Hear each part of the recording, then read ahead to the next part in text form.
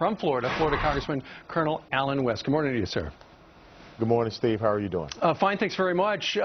We've got our intel sources tell us that there was no demonstration before the attack on the consulate that wound up murdering our ambassador, and yet the administration stands by the story that, yeah, it's spontaneous after people were PO'd about that movie. Well, first of all, Egyptian intelligence put out a letter about a week prior to September 11th saying beware of demonstrations and potential of attacks. Then, of course, that letter was printed in the Jerusalem Post the day of the attacks.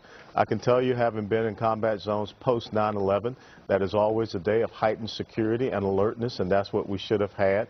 And there have been about 4 to 5 previous attacks on the embassy consulates there in Libya, which led to us knowing exactly what the president, interim president of Libya has said, is that this was Al-Qaeda-based terrorist organization, which is what you have there in Benghazi. Sure, and then you've got the interim Libyan president going on TV saying it was pre-planned. These people were out of town. I think it's Al-Qaeda.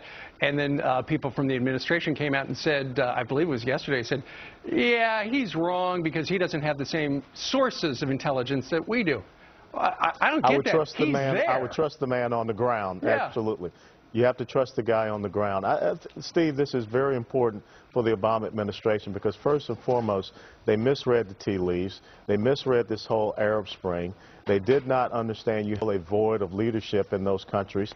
The exact same thing when the Shah of Iran was deposed and you got the Ayatollahs and radical Islamism, Hezbollah and Hamas. So they cannot all of a sudden have their failed policies, foreign policies, really be seen as the reason why this has occurred. Congressman, I want to ask you about something that Mitt Romney was caught on tape saying down there in Boca a couple of months ago, and that is essentially that 47% of the country not going to vote for him because they're on the dole.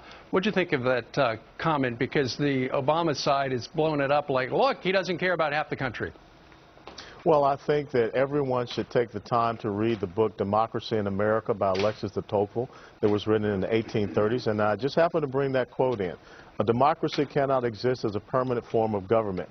It can only exist until the voters discover that they can vote themselves largesse from the public treasury. From that moment on, the majority always votes for the candidates promising the most benefits from the public treasury, with the result that a democracy always collapses over loose fiscal policy, always followed by a dictatorship, end quote.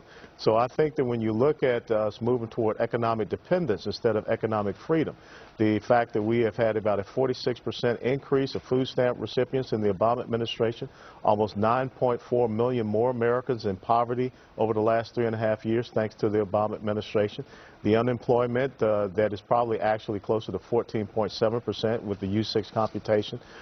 Mitt Romney probably could have better explained himself. I think he was a little clumsy in doing it. But this quote from Alexis de Tocqueville tells it all. One good thing for the president is the Mitt Romney statement, and everybody's going to be talking about it today, takes what happened in Libya off the front page for a day or two. Well, only for those who have a short-term memory span. I think most of us are still focused on what is happening overseas, the fact that our embassies are being attacked, and people are to America. Indeed.